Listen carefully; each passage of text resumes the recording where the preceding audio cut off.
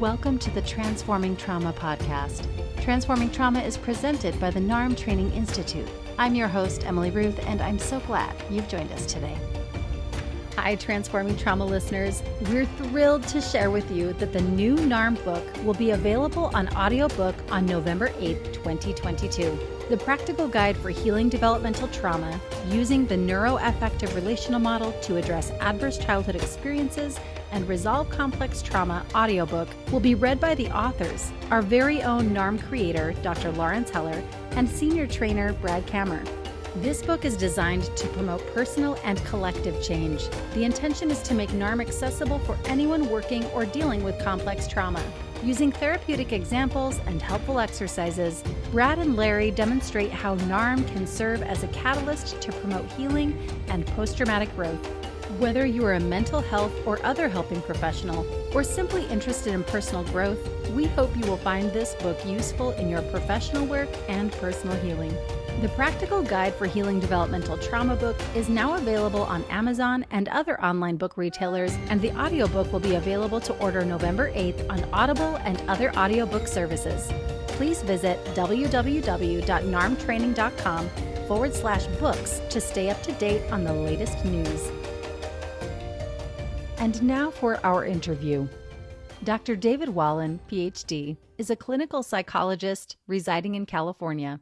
David is a graduate of Harvard who received his doctorate from the Wright Institute in Berkeley. He has been practicing, teaching, and writing about psychotherapy for more than 3 decades. His book, Attachment in Psychotherapy, has been translated into over a dozen languages. He is also the co-author, with Stephen Goldbart, of Mapping the Terrain of the Heart, Passion, Tenderness, and the Capacity to Love. David has lectured on attachment and psychotherapy in Australia, New Zealand, Europe, Canada, and throughout the United States. Please enjoy this conversation with Dr. David Wallin. All right, I'm sitting here with Dr. David Wallin. Hello, Dr. Wallin. Hi. And welcome to Transforming Trauma. We're so glad to have you. Yeah, I'm hoping to have my trauma transformed.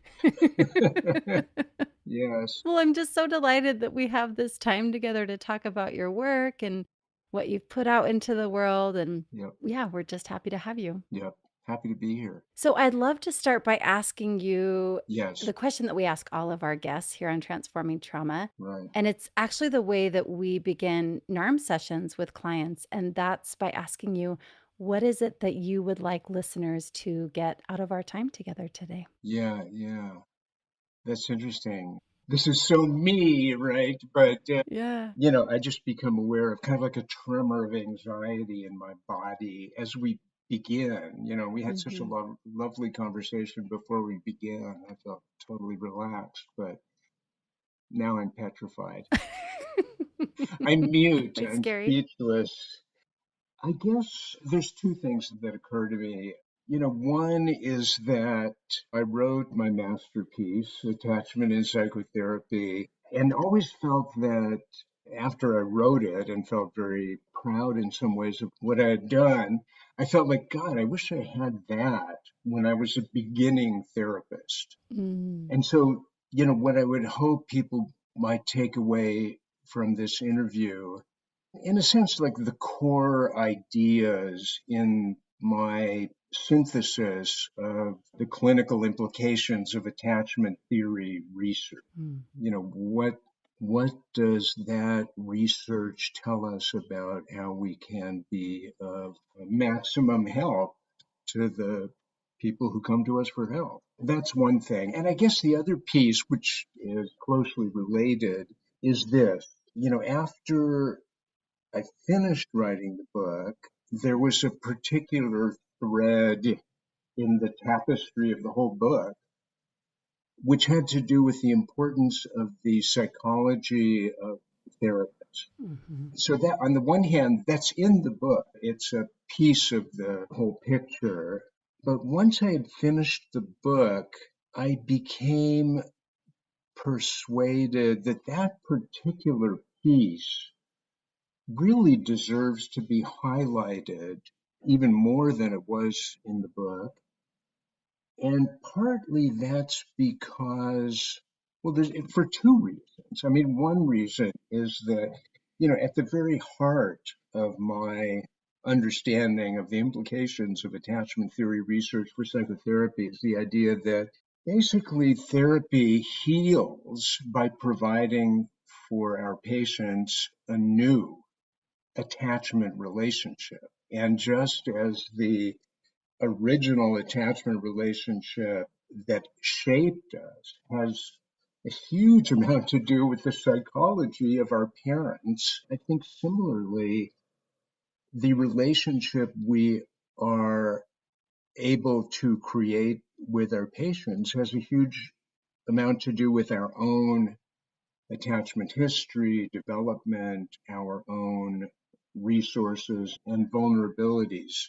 So in a way, I guess what I'm saying is that, whether it's about how we parent, I mean, that has so much to do with who we are as people. It's not the books we read on parenting. And I think similarly in psychotherapy, the relationship we're able to provide, the secure base or not, that we're able to provide for our patients, it has much, much more to do, I think, with who we are as people than it has to do with our training, our theories, what we've read, which isn't to say that, obviously we learn, what we read and the theories we absorbed in our training. Those are, you might say, maps of the terrain, but, the map isn't the territory. And so Right. what we're able to provide as therapists really has to do with who we are as people. Yeah. As much as anything. So I guess that's the other piece. I'd like people to really take from this interview some very, very significant, helpful, orienting ideas about therapy as a new attachment relationship, and that other piece, which is the importance of being extremely curious about ourselves as we relate to our patients and using ourselves in a whole variety of ways, to get out of our own way, for one thing. Mm-hmm. That curiosity about ourselves can be helpful, but also, using our experience as we relate to the patient. It seems like that's key for a whole variety of reasons, including the fact that I think human beings are constantly influencing one another. And,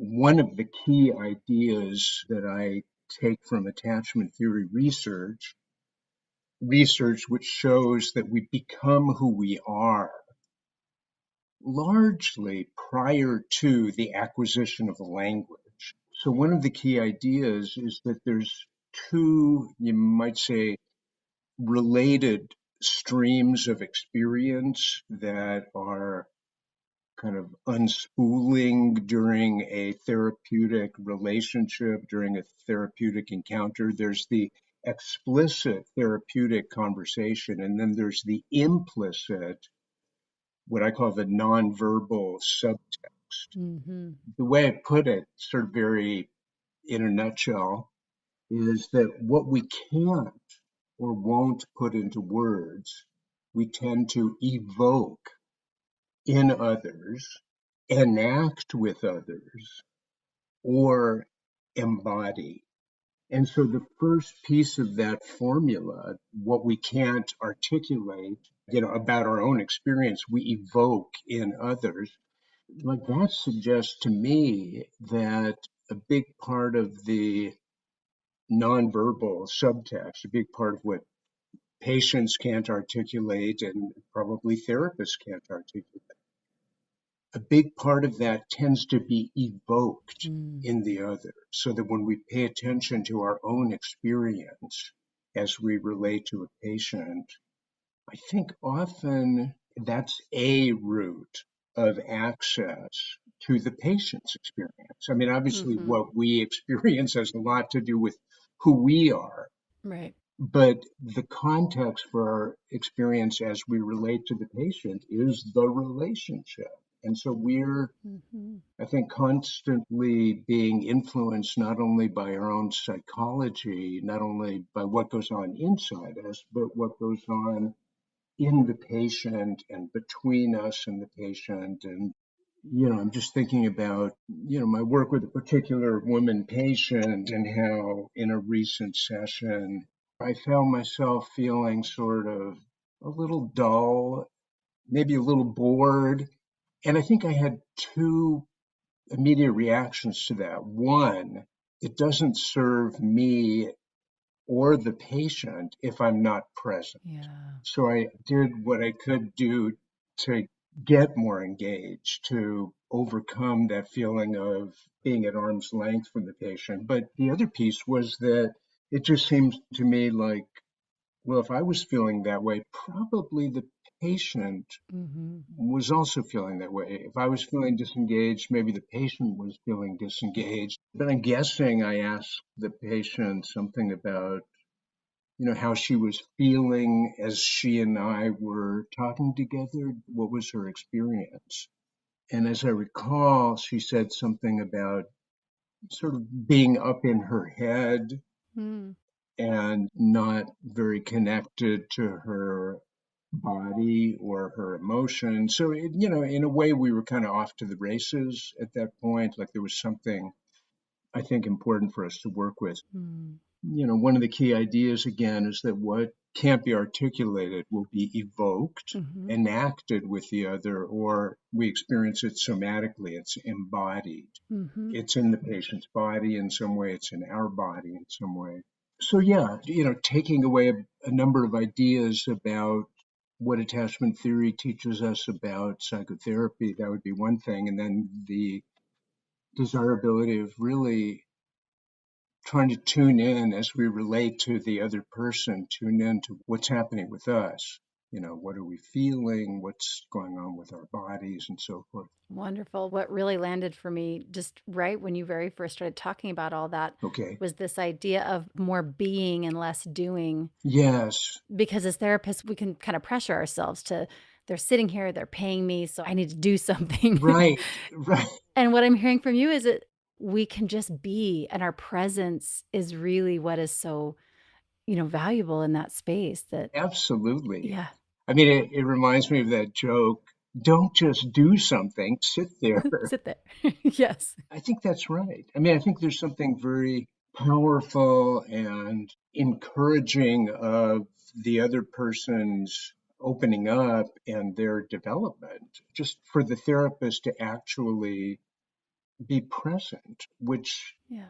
is not the easiest thing in the world to do. And I think Mm-mm. it's something that we all, ought to be cultivating in Right. whatever ways we can. Right. Yeah, I want to dig into that a little more. sure. But first, I wondered if you could share for folks that maybe aren't familiar with your work or with your book. I wondered if you could share Yeah, just a little bit about what is that you've been doing and what you've put out into the world. yeah. I mean, there's a little bit of a history to that. I think, I began as a psychoanalytically oriented psychotherapist and pretty traditional for a number of years. And then in the sort of early to mid 90s, I woke up to the changes that were occurring in psychoanalytic thinking, which really, well, they're summarized with the term the relational turn in psychoanalysis. I think psychoanalysis, which had originally been what's called a one person psychology, more and more was becoming a two-person psychology. And so that was very enlivening to me. And it just seemed so obvious and real and sort of self evident. And yet somehow that had been sidelined in psychoanalytic thinking for many, many years.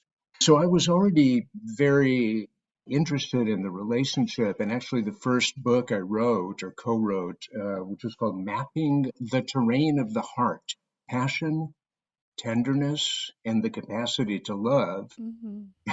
Love the title, Mapping the Terrain of the Heart. So that book was all about romantic relationships. And in a way, my co-author, Steve Goldbart, and I were importing into our understanding of the best romantic relationships, we were importing, much of what we learned from psychoanalytic, theorizing and research and so forth. In any case, I guess what I'm saying is I was already, in the mid 90s, very interested in relationships and psychotherapy as a healing, a particular kind of healing, developmentally facilitative relationship.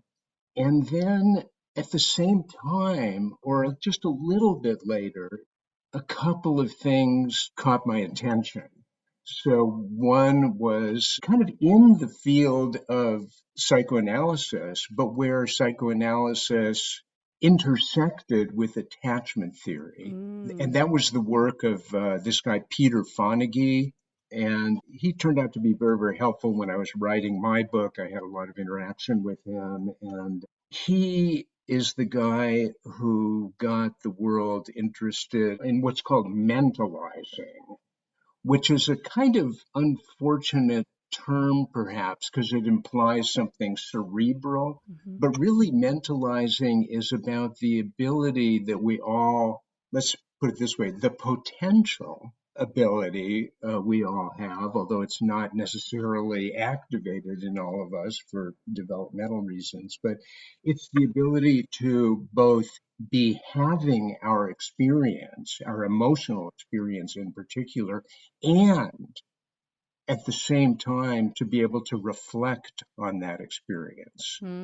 So that's mentalizing. When I talked to Peter Fonagy, he said that when in therapy or elsewhere, we're simply reflecting on our experience without even having a taste of that experience. He said that's not mentalizing, that's pseudo mentalizing, that's intellectualizing. Would that be different from just observing, like this idea of like being in the experience and observing it at the same time? Is that separate? There's nuance there. It's related but separate. Separate, yeah. And I'll talk about that in a minute, because in a way, what we're talking about there is the difference between mentalizing, this kind of thoughtful reflection on our experience, on the one hand, and on the other hand, mindfulness, which has more to do with simply observing, being aware of, the whole panorama, Right. the depth, the breadth of our experience. The shorthand that I make use of is to say that mindfulness, which probably needs to precede mentalizing, mindfulness makes room for us to be aware of our experience. And mentalizing allows us to make sense of the experience we've become aware of. So the shorthand again, mindfulness is about making room for our experience. Mentalizing is about making sense of our experience.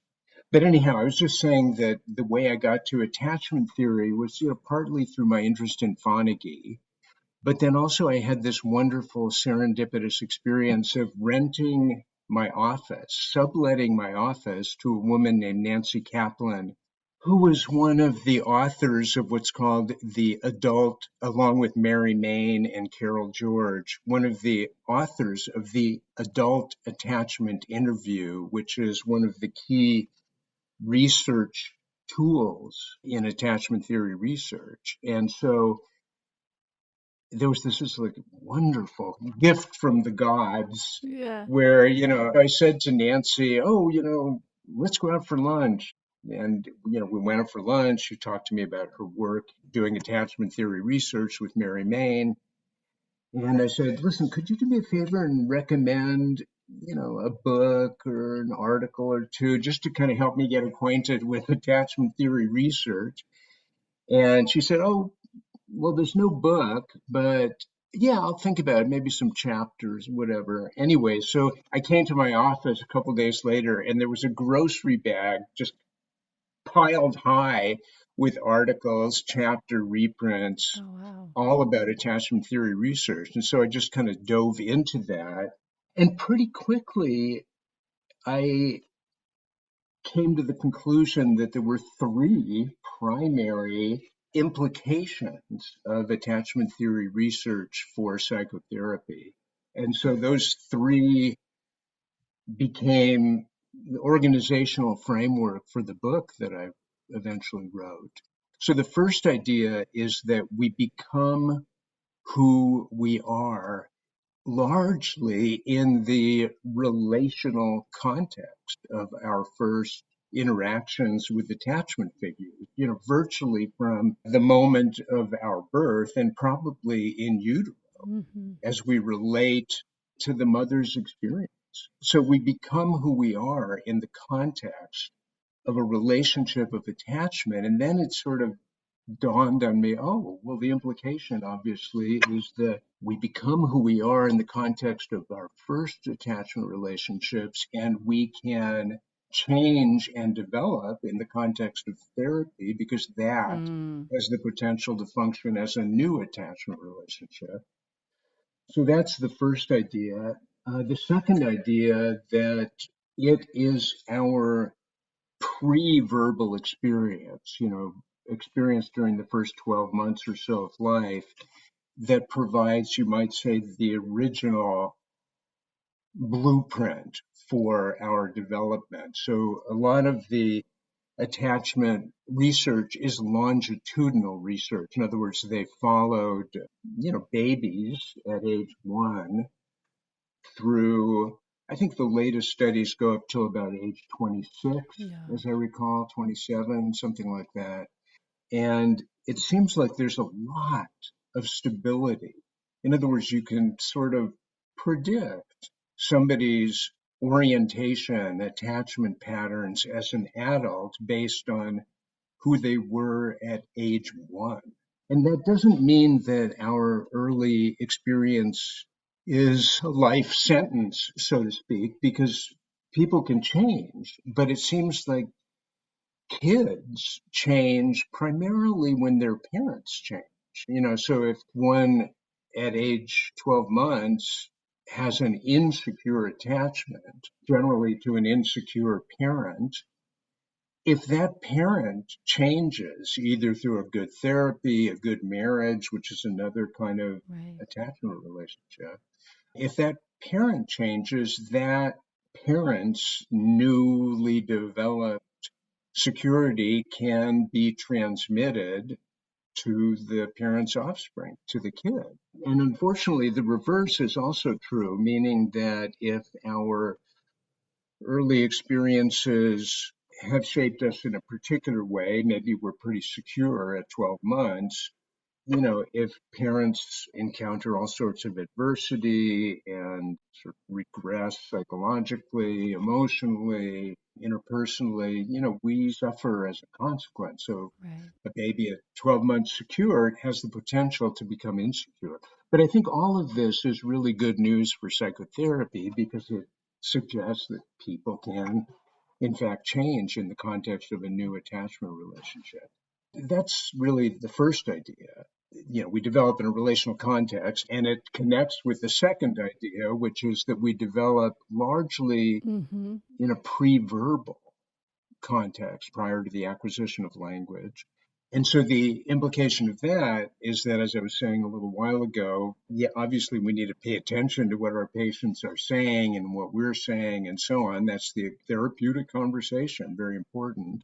But if that's all we pay attention to, we're going to miss the most important stuff. So we have to pay attention to the nonverbal subtext, which, as I said, is evoked, enacted, or embodied. And then the third idea, which kind of harks back to what I was saying a few minutes ago about mentalizing, the third conclusion with important therapeutic implications that I saw in the attachment research literature was that what predicts our ability to raise secure kids, and I think by extension, what predicts our ability as therapists to raise secure patients, in some ways, what turns out to be most critical is our stance, our attitude, our relationship to our own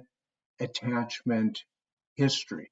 more than the actualities of that attachment history. So, in a way, what we experience when we're young is critically important. It turns out that to the extent that we can learn in the course of growing up or in the course of a good therapy to take a step back from our immediate experience, to take a step back from, the traumatizing relationship we had with one parent or the other, to the extent that we can take a step back in order to try to make sense of that experience we had, to that extent, it seems like we are enabled, on the one hand, to raise secure kids, and on the other hand, to maybe raise, so to speak, secure patients. And what was really interesting and kind of life transforming to me was that in the course of writing a chapter in my book on the work of Peter Fonagy on mentalizing, that ability to take a step back and reflect, which seems to inoculate us against the worst impacts of trauma, allows us to loosen the grip of our old experience so we can have new experiences, rather than be kind of in a world of time travel. While I was writing that chapter, I had a kind of a mystical experience or crazy experience or whatever. But basically, what happened was I was sitting on my deck and, sunny day, warm, I'm feeling very relaxed. And I'm thinking about Peter Fonagy's ideas. And specifically, I was thinking about his idea. And it came to me that a lot of his work could sort of be summarized with a visual image, which was three concentric circles. So the outer circle is external reality, what happens to us. The inner circle is the world of mental model. Psychoanalysis calls the representational world. It's like those inner maps that function as a kind of lens or filter through which we take in what happens to us. So external reality, outer circle, second circle, the representational world of mental models. And then at the center, a third circle, which was what Fonagy calls the reflective self. And that's the part of the personality that can consider the relationship between the outer two circles. In other words, you can kind of reflect on, okay, what just happened to me? Well, I just had an experience of my wife being out of town for 10 days. And then I encountered some difficulty along the way and I got kind of down. And I was sort of able to make sense of that in terms of, yeah, I had some difficulties, some difficult stuff happened, but I was able to kind of think about that, to reflect on it in terms of, some important stuff about my own attachment history and my repeated experiences of, abandonment or losing my mother or whatever. And it was like, oh, I was able to kind of calm down. But here's the interesting thing. I had that image, three circles, external reality, internal world, reflective self. And I found myself asking, well, who is doing the reflecting? Who is that? What is that? And as I asked that question, I just had an experience. It makes me very emotional to think about it. But I just had this experience of sort of my ordinary sense of self kind of collapsing. It was just a poof. And it was like, my ordinary sense of self, which is all about, my history, my hopes, my fears, my identity, it just kind of disappeared. It was just like I got the answer to my question. Who's doing the reflecting? It was like nobody. There was nobody home. It was just like pure awareness. What I'm inclined to call spirit. It's just impersonal awareness. It's like what you have, what I have, what we all have. And it was just this sense like I just couldn't help smiling. It was just like, wow. It was sort of like I was in on the cosmic joke. Yeah. And my anxiety just went way way down. My defensiveness just kind of evaporated. And I was kind of in an altered state, probably, on and off for about 2 weeks. I remember, going to see my patients and feeling like, oh my God, I just have this awareness of what's deepest. And I just didn't have that before. And I remember saying, I mean, obviously, I wasn't maybe using the awareness in the most effective way, but I remember saying to a patient who was leaving the office feeling quite upset because we'd had quite a, disturbing session. And I think I said to her something like, I don't know what you'll make of this, but it's like, I just have this sense that you are not just your body and your feelings. There's more. And she didn't quite know what I was talking about. And I maybe didn't either. But I mean, that experience just changed me. And it made me a lifelong committed meditator. And I remember talking to a close friend, and I was describing that experience of impersonal awareness that was so liberating. And he said that in the spiritual tradition that he had first encountered in a very meaningful way, I think it was a Tibetan Buddhist tradition, I believe. I'm not sure. But in any case, he said that impersonal awareness is called God. And I was like, oh, okay. But in any case, I mean, that's a very, very long way of talking about how in the course of writing the book, I certainly got interested in mentalizing, but I got very, very interested in meditation and mindfulness. I think that experience I had on the deck, that no self experience, no personal self, but just awareness, that's kind of like mindfulness on steroids. Yeah, next level for sure. Just being like all awareness, impersonal awareness. And so what I came to understand was that not only is a reflective or mentalizing stance a liberating one that loosens the grip of the past and internal working models and so on, but a stance of mindfulness, a stance of awareness. I think it's Christopher Germer and his colleagues who talk about mindfulness as involving awareness with acceptance and without judgment. So it's kind of a non-judgmental, present-centered focus. Being here now, kind of unencumbered. And I remember Thich Nhat Hanh, the late great Buddhist, Vietnamese Buddhist teacher, talking about how, being in the present moment, which is in a way the essence of mindfulness, being in the here and now rather than, the past, the future, someplace else, that's how we open the gates of heaven. And, I think there's some truth to that. And then subsequent to writing the book, I also, and again, I think this is like a thread in the book, but I became convinced that another aspect of our stance toward experience, like if we're not just going to be embedded in our experience, where we just kind of believe everything we think and especially feel, if we're not going to be embedded in our experience, well, we can reflect, we can be mindful. But also it struck me that it's really, really important therapeutically and just to live the best possible life. It's good to have a wife too. With your wife. Well, you were talking about her earlier, so she's with you in the life. She sure is. Her name, check this out. So, I've been writing songs. I wrote this song about Gina, my wife, and our relationship. And one of the lines in the song, which I just put out there sort of almost as a joke, but it stayed there in the song.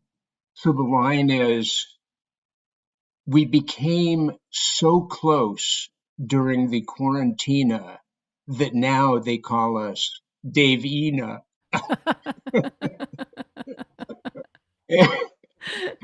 Anyway. Your music meets your relational work. Something like that. Yeah. Okay. So the third stance toward experience that seems so important is a stance, you might say, of self-agency. Yeah. It's the ability to experience ourselves as subjects rather than only Object. objects. We're subjects. We can initiate experience. We can make things happen through our interpretations, through our actions. So we're not only in the world of objects to whom things happen and to which we react and so on. So that sense that I can, in some ways, become the author of my own experience, that I can transform my own experience through decisions, like the decision to be present, for example, or the decision to try to make sense of my experience, or the decision to say yes when opportunities present themselves rather than go with the stream of caution and fear that might have us saying no. Yeah, I mean, these are all aspects of Yeah. self-agency. So again, the big three ideas: centrality of the relationship, centrality of the nonverbal subtext, and the centrality of the stance of the self toward experience, a mentalizing stance, a stance of mindfulness, a stance of self-agency. Those are the key ideas. Mm-hmm. Mm-hmm. And I know if listeners will check out your book, Attachment and Psychotherapy, they'll be Yeah, able to dig in even deeper because it's so rich. Your writing is yeah, for sure. so rich on these topics. And as I mentioned earlier, NARM really aligns with what you're talking about. What I feel like your book really brings the theory down to earth, Mm. down to us, Yeah, yeah, the yeah, normal yeah. folks, that we can Yeah, really understand, some of the clinical elements, like you just with such clarity. I just really yeah, appreciate yeah. your writing Cool. and how you share, because a lot of these issues that you're bringing up, like I said, they really overlap with what we focus on in NARM. And so Nice. we're so appreciative of your work. And Well, thank you. I hope we can have you back again sometime, because I feel like there's so much more I want to ask you.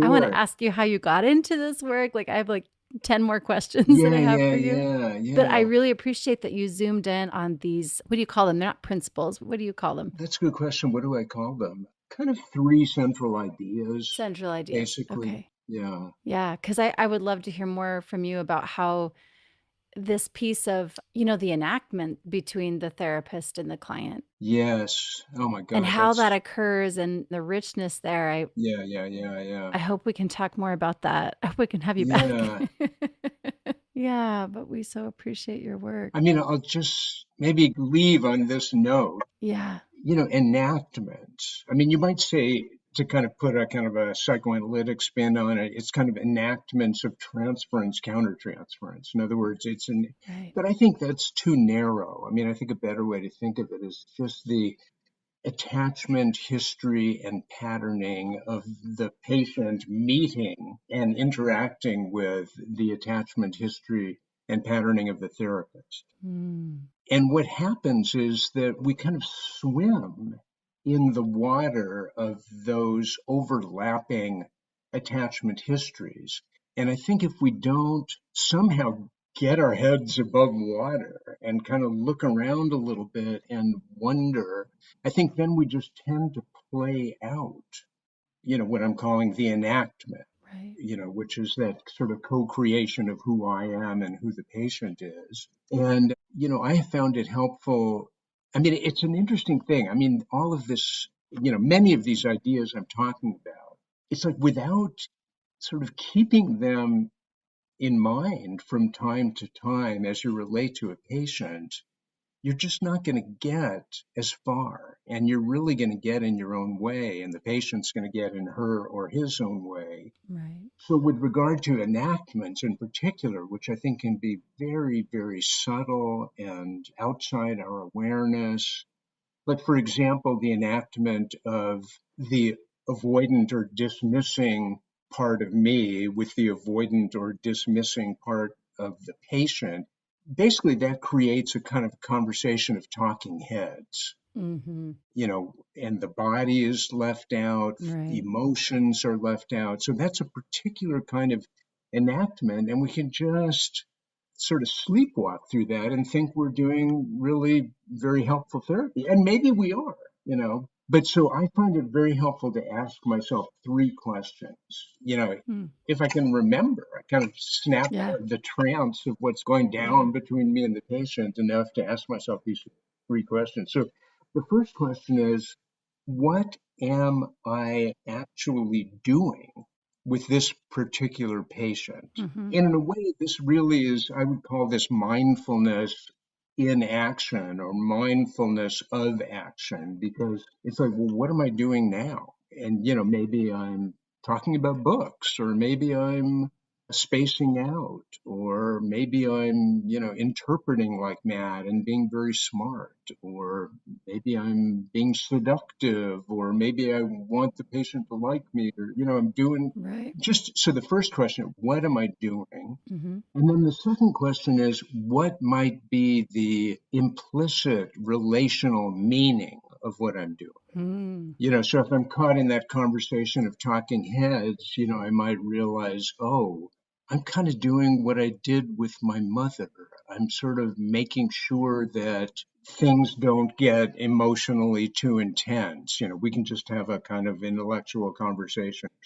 So what's the implicit relational, and then kind of like, what might that mean for the patient? Oh, well, this happens to be a very traumatized patient. So the last thing he wants to do is have feelings about his experience. And then the third question is, what might my motivation be for doing what I'm doing? If I'm engaging in this conversation of talking heads, well, I'm afraid of re-traumatizing this guy, or I'm afraid of his anger if he really gets in touch, Yeah. so that little menu can be of help. I was just going to say, if I write these three questions on a Post-it note, Perfect. stick it on my, just to my little check-in. Especially if you're doing Zoom, then you can just put it on the wall right above your right on the computer. screen. Yeah, thank you for those. Those are Sure. great questions to, Sure. again, kind of check in the self of the therapist. Like, what is my motivation here? What's actually happening, so that we don't get stuck in that kind of talking head piece. Yeah, indeed. Indeed. Well, thank you so much, David. You've been Sure. so incredibly generous with your Oh, time. Like, that's really cool. generous with your time. Nice. Thank you so much. It was a pleasure to start to get to know you, Emily Ruth. Yeah. Yes, thank you. And also, I want to know, how can folks find you? Oh, sure. What are the ways that they can access your work? We've talked about your book. I'll just give you my email address and Great. hope to be flooded with inquiries. Not really. But in any case, it's Dr. Wallin. So it's DrWallin at earthlink.net. So that's sort of like an antique internet service provider. Great. But anyway, yeah. And also, I'm going to be doing some teaching online. I think it's going to be May going forward, for maybe like once monthly for 6 months. And that's through, I can't remember what the website is, but the person is Diane Poole Heller. Great. Yes, we love her. Oh, good. Dr. Diane Poole Heller. So people can watch for your work coming up in the spring, next spring of 2023. Exactly. Yeah. And they can engage with that. And then also your book, of course. Yes. Attachment and Psychotherapy. Mhm. And if your website Comes back. is resurrected, then we'll put that in the show notes as well. Well, thank you again. We've enjoyed having you. Okay. And hopefully we can have you back sometime. I can ask you all my other 10 questions that I have. Okay. That sounds cool. Thank Well, it was you. fun for me too. Thanks so much for joining us for today's episode. To find more about our guest and their work, check the show notes or visit us at narmtraining.com/transformingtrauma. The practical guide for healing developmental trauma using the neuroaffective relational model to address adverse childhood experiences and resolve complex trauma audiobook will be available on November 8th, 2022. This book is designed to promote personal and collective change. The intention is to make NARM accessible for anyone working or dealing with complex trauma. Whether you are a mental health or other helping professional, or simply interested in personal growth, we hope you will find this book useful in your professional work and personal healing. The Practical Guide for Healing Developmental Trauma book is now available on Amazon and other online book retailers, and the audiobook will be available to order November 8th on Audible and other audiobook services. please visit www.narmtraining.com/books to stay up to date on the latest news. Thanks to Andrea Klunder and the Creative Imposter Studios for producing and editing, to Tori Essex for our album art, and to Brad Kammer for the creation of this podcast. We look forward to building community, connection with you, and changing the world by transforming trauma.